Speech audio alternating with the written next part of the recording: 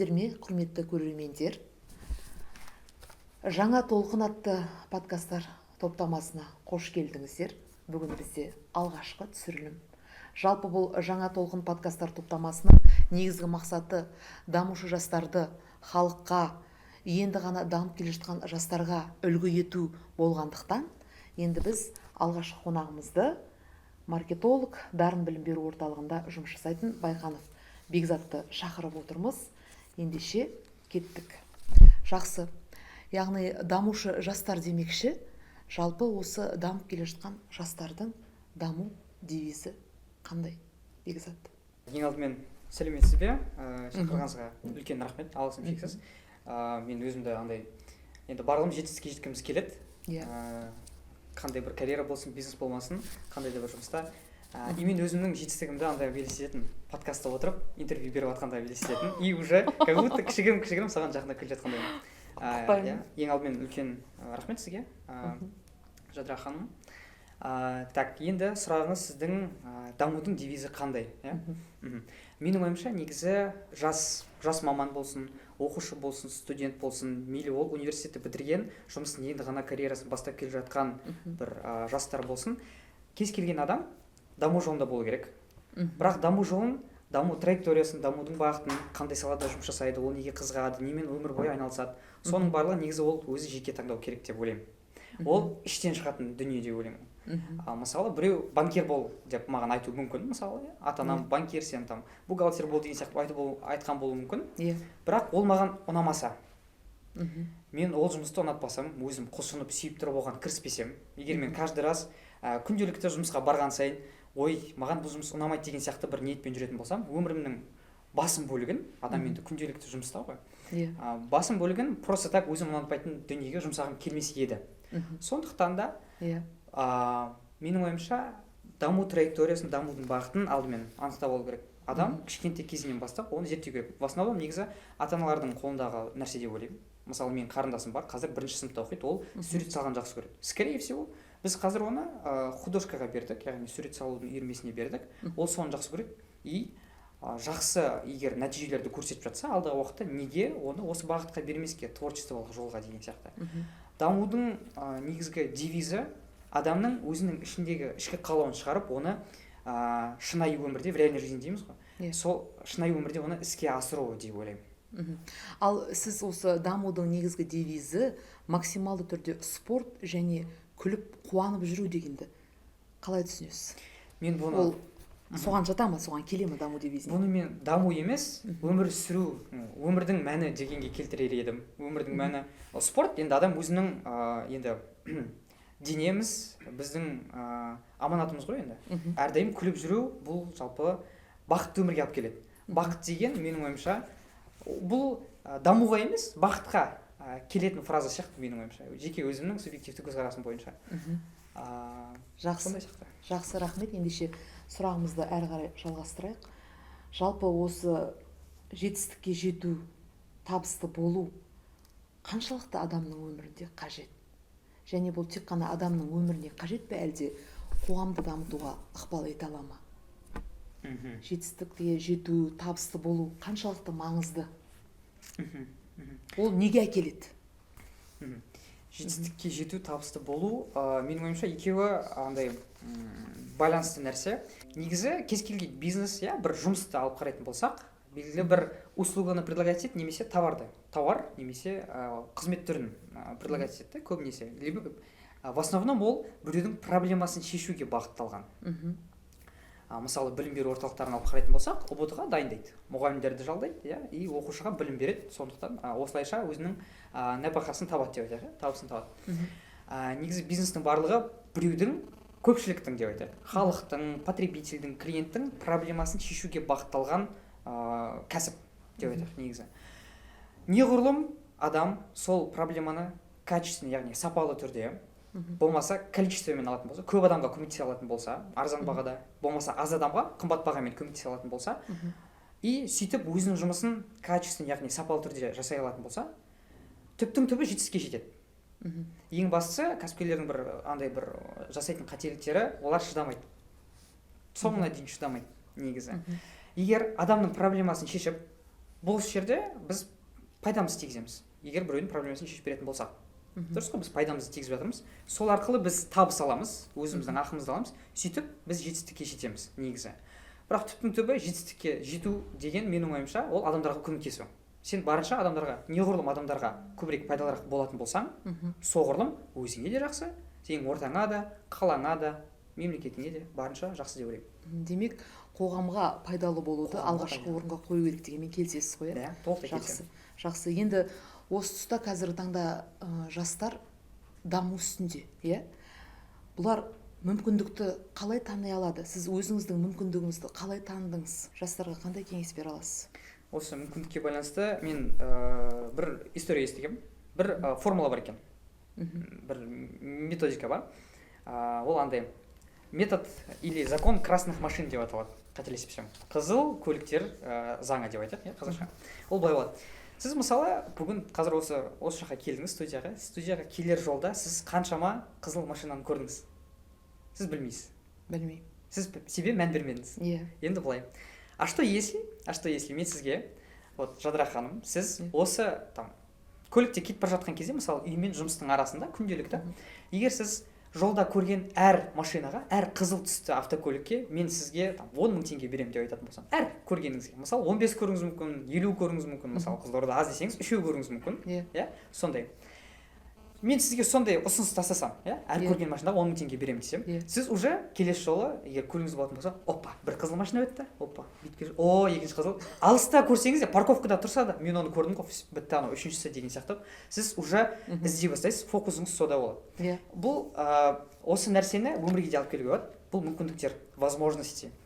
Андай ғой, егер адам мүмкіндікті іздеуге, мүмкіндікті ұстап алуға настроенный болмаса, оны өзі қабылдамаса, іздеп қарап тұрмаса, ол просто мүмкіндіктердің барлығын қасынан өтіп кете береді. Қызыл машина сияқты мән бермей өтіп кете береді. Ал егер сіз кәдімгідей настроенный болсаңыз, бітті. Мына жақтан, сосын былай ғой, любой кризис ол негізі біреулерге қиын, бірақ кәсіпкерлер үшін ол үлкен мүмкіндік. Мысалы, доллардың несі көтеріліп кетті ма? Хорошо. Значит, былай жасасақ болады, мынандай жасасақ болады деген сияқты. Ол үшін кәсіпкерлер үшін ол негізі мүмкіндік. Сондықтан да әр қиыншылықты даже күнделікті біздің өмірімізден біз неше түрлі мүмкіндіктерді қарастыруға, оларды қабылдауға, іздеп тұруға, табуға біз дайын болуымыз керек негізі. Жастарға сондай кеңес бересіз? Сондай кеңес беремін. Жақсы. Енді бұл тұста жаңадан мен ізденіп жатқанда мынандай нәрсені байқап қалдым да, жалпы студенттердің алдына бір өте табысты миллионерді шақырған екен. Сөйтіп, осы студенттерге бір кеңес беріңіз деп шақырған екен. Сонда ол былай депті: қазір менде бәрі бар депті. Жанарымдағы от әлі сөнген жоқ. Міне мен алдарыңда тұрмын, сендерге қарап тұрып, біреуінің ондай жанып тұрған жанарыңды біреулеріңнен ешқайсыларынан көріп тұрғаным жоқ депті. Білсеңдер депті, жанардағы отсыз сендер тек өздеріңе нан тауып жеуге ғана жетерлік табыс таба аласыңдар. Керемет нәтижелер, үлкен жетістіктер үшін от керек депті. Ал сендер мына түрлеріңмен ұзаққа бара алмайсыңдар. Айталық көп болса жылына $100 000 табыс табулары мүмкін. Америкалықтар үшін бұл түк те емес. Ал мен миллиардермін депті. Жылына өте көп ақша табамын депті. Ұмытып барады екен, ұйымдастырушыларға көп рахмет. Мен оты жоқ адамдармен сөйлескім келмейді депті. Сөйтіп кетіп қалыпты. Енді осы тұста көбінесе біз қазір енді барлық адамдар Instagram, Reels болсын, әртүрлі видеолардың ішінен өзіне жаңағы даму үшін түрлі видеоларды қарап ізденіп жатады. Бірақ сол тек соны видеоларды көрумен ғана шектеліп қалады да, әрі қарай әрекетке ешкім бармайды. Көре береді. Енді сіз осы тұста не айта аласыз жастарға? Жалпы әрекет ету үшін, мақсатына жету үшін не істеу керек олар? Өте қызық оқиға сол отты қайдан алады? Негізі бүйтіп айтар едім, қараңыз. Сіз қайдан аласыз демесе? Қызық сұрақ. Былай, негізі кез келген адам бизнесмен бола алмайды. Енді біз қазір былай ғой, дамығысы келеді жастар в основном даму үшін біреу бизнес ашқысы келеді, біреу донерка ашқысы келеді, біреу тағы бір басқа бір бизнес кәсіп ашқысы келеді. Көп ақша табу үшін жалпы кәсіппен айналысу керек негізі. ты там үлкен компанияда тек топ менеджерлер ғана жақсы табыс табады, бір эксперт болу керек деген сияқты. Бірақ көбінесе біздің қазіргі жастарымыз бизнеске қарай ұмтылып тұрады. Сондықтан да мен бизнестің тілімен сөйлеймін, өзіме жақын болғандықтан тоже. Мынандай нәрсе бар да, кез келген адам бизнесмен бола алмайды дейді. Кез келген адам предприниматель бола алмайды деп айтады. Не үшін? Себебі предприниматель күнделікті қаншама мәселелерді шешеді, қаншама проблемамен жолығады. Ал адамның миы негізі проблемадан қашатын дүние. Ол адамның миы в основном андай не ғой, проблемадан қашады, жата тұрсайш, демалсайш, ол бізді өмірімізді аман есен сақтап қалу үшін сондай бір настройкасы бар да негізі біздің миымызда. Ол кәдімгідей биологиялық тұрғыдан дәлелденген. Андай нәрсе. Предприниматель ол өзі жаңағыдай проблемаларды шешкенді жақсы көретін адам болу керек та. Ол күнделікті бір орында отырмайды, ол там отыра алмайды. Да, акиматқа бар біреумен келісу керек болады, мына жақта объектке бар біреумен сөйлесу керек болады, мына жақта бір клиенттерден бір нәрсе жаңағы жаман отзыв болыпты, бір нәрсе обратно қайтару керек дейді бір нәрсе. Ол осындай аураны қабылдай алатындай, ол проблемаларды шеше алатындай, оның біріншіден ментально ол дайын болу керек ол нәрсеге. Ладно, физически жүгіріп тұруға ол жастар көтере алатын шығар, мысалы да, жүріп тұрып, жүгіріп деген сияқты, бірақ ментально дайын болмаса ол өте оңай сынып қалады негізі. Өте оңай сынып қалу өте оңай. И осы жерде қозғап кетуге болады оттың мәселесін. Жаңағы көзінде оты бар адам, ол любой проблеманы шешуге дайын, ол себебі үлкен мақсат қойған. От, мне кажется, жаңағы предпринимательдің айтқан нәрсесі, кәсіпкердің айтқан нәрсесі, ол үлкен мақсат деп ойлаймын меніңше. Потому что андай мақсат қоюда да негізі өзінің бір стратегиялары бар. Миссия и мақсат деген екі бөлек нәрсе. Адамда үлкен миссия болу керек. Мақсаттар кішігірім бөліктер. Егер үлкен миссияға деп қызмет ететін болса, кез келген адам, онда ол долгосрок, 20 жылдық план, 10 жылдық планмен жүреді. Сол кезде ол 1 жылдық, 2 жылдық қиындықтарды просто былай өткізе салады басынан. Енді сіз осы тұста өзіңіздің басыңыздан өткен оқиғаларды айтып өтсеңіз болады. Мысалы, сіздер бизнесті студент кезде-ақ бастадыңыздар, иә? Сол туралы да айтып кетсеңіз. Ерте бастауға сіздерге не түрткі болды? Ол қандай бизнес еді? Негізі менің өзім жеке бизнесім жоқ қазір, әзірге деп едім. Мен өзім маркетолог болып 2019 жылы, мектепті бітірген жылы, университетке түскен жылы сразу Джо KZ деген бізде IT стартап бар, білім саласындағы. Қазір олар Джо High School, яғни частный жекеменшік мектептер қазір. Сол жаққа жұмысқа тұрып, сол жақта мен бастадым негізі өзімнің карьерамды, ашығын айтатын болсақ. Ол жақта біз оқушылардың проблемаларын шешуге тырыстық и белгілі бір жеткілікті дәрежеде өте жақсы шеше алдық деп айта аламын. Қазіргі таңда біз уже одан да шире, одан да көбірек мүмкіндіктерді, сондай бір көбірек проблемаларды шешуге бағытталып жатырмыз. Сол жақтан түйген бір мәселем бар. Как раз таки жастарға айтатын бір кішігірім история емес, бірақ бір мотивация болады деп ойлаймын. Қазір былай ғой, бүгін мысалы TikTok-тан көресіз, блогерлерге қызығуы мүмкін жастар. Ертең көреді да, там Тимур Турлов сияқты мықты миллиардерлердің историясын көріп, да, соларға қатты қызығуы мүмкін. Бірақ мынандай нәрсе бар. И қазір оқушылар мамандық таңдайтын кезде өте қатты қиналады. Маған мына нәрсе ұнайды, бірақ мен оны жақсы дұрыс білмеймін. Мен мынаған түскім келеді, бірақ мен оған түсу үшін математика таңдауым керек. Мен математикадан мен есеп шығарамаймын деген сияқты өзім қиын. Мынандай нәрсе бір факт бар. Қазіргі таңда 21 ғасырда кез келген адам, среднестатистический адам деп алады, орта есеппен алғанда адамдар өз мамандығын, өзінің жұмысын 16 рет өзгертеді екен. 16 рет, бір адам. Менің өзім, мен қазір 23-темін. 23 жасымда мен уже 10-нан аса мамандықты ауыстырып тастадым.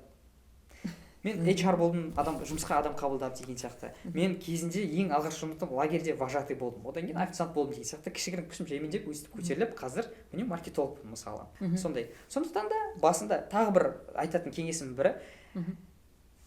Жолдың басында мектепті бітіргелі жатқан кезде, университетті даже бітірген кезде, мен универді бітірген достарымның барлығы айтады: "Ну что, получили диплом, енді дальше не істейміз?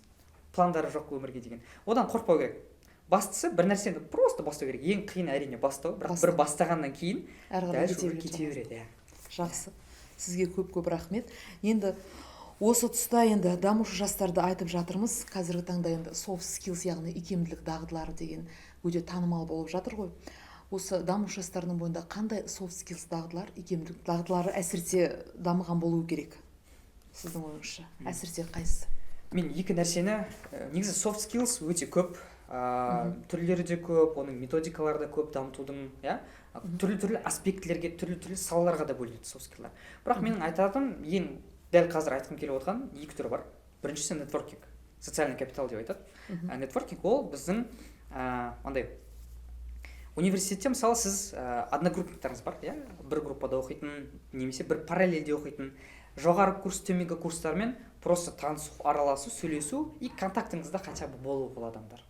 Мысалы біреу тендермен айналысуы мүмкін, біреу гүл сатуы мүмкін деген сияқты. И сіз ойланған кезде маған гүл керек деген кезде, бітті, Дәурен бізде гүл сататын еді ғой деген сияқты. Это уже нетворкинг. Значит, сіздің гүл жағынан хабары бар адам, бір уже танысыңыз бар. Не обязательно ол жағын араласады, достым дейтіндей, ол ондай қажет емес. Бірақ әйтеуір танысыңыз бар. Сол сияқты универден бөлек коллегалар, жұмыс, мысалы саяхаттау кезінде танысқан адамдар болуы мүмкін неше түрлі. Нетворкинг дегеніміз сондай круг общения деп айтады. Круг общениенің неғұрлым көбірек болса, соғұрлым жақсы, соғұрлым дұрыс. Бұл нетворкинг деген өте маңызды софт скилл 21 ғасырда. Өте жақсы. Бұл біріншісі. И екіншісі үйренуді үйрену. Думай как математик деген Барбара Оклидің жазған кітабында бар. Өте маңызды қазір 21 ғасырға век технологий, когда барлық нәрсе қарқынды өзгереді. Мысалы, баяғы енді СССР-дің кезінде мен көрген жоқпын, бірақ айтуы бойынша, ол жақта плановая экономика болды негізі. Сен бухгалтерсің ба, бір компанияда сен 30 жыл, 40 жыл жасай аласың. Смело, вообще уайымдамайсың. Мен жұмысымда жұмысымнан айырылып қаламын ғой деген уайым болмайды, мысалы. Сондай. Ал қазір қалай? Мысалы, сен жұмысқа келдің, уже 2 жылдан кейін новый бір программа келді, сен ол 1С-тен бөлек тағы бір нәрсені үйренуің керек болады, тағы да бір нәрсе қосылады, мына отчетты енді бұлай емес, бұлай заполнять етесің деген сияқты. Қазір бізде өзгеріс өте көп. Қарқынды түрде жүреді. Қарқынды түрде, өте. Даже адамдар үлгере алмай жатады ол өзгеріске. Сондықтан да заманнан құр қалып кетпеу үшін, өзіңнің позицияңды, тем более көтеріліп емес, даже просто сақтап қалу үшін де жаңа нәрселерді үйреніп отыру керек қазір. Сол үшін де үйрену деген дағды өте қажет. Просто өздігінен үйрену, ютубтан қарау деген сияқты. Демек сол екі дағды өте маңызды, сіздің ойыңызша.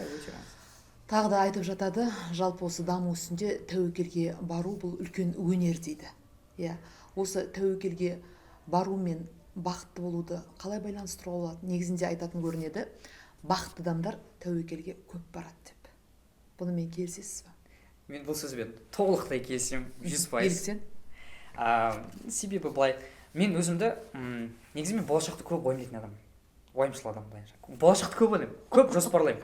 Менде тіпті өзімнің 10 жылдық жоспарым бар. Мен таныстарымнан сұраймын, көбісінде жоқ екен, бірақ мен тағы да бір кеңесім, жастарға айтатын кеңесім, 10 жылдық, 5 жылдық жоспарлар болу керек адамда. Сен примерно куда ты хочешь, 10 жылдан кейін сен кім болғың келеді?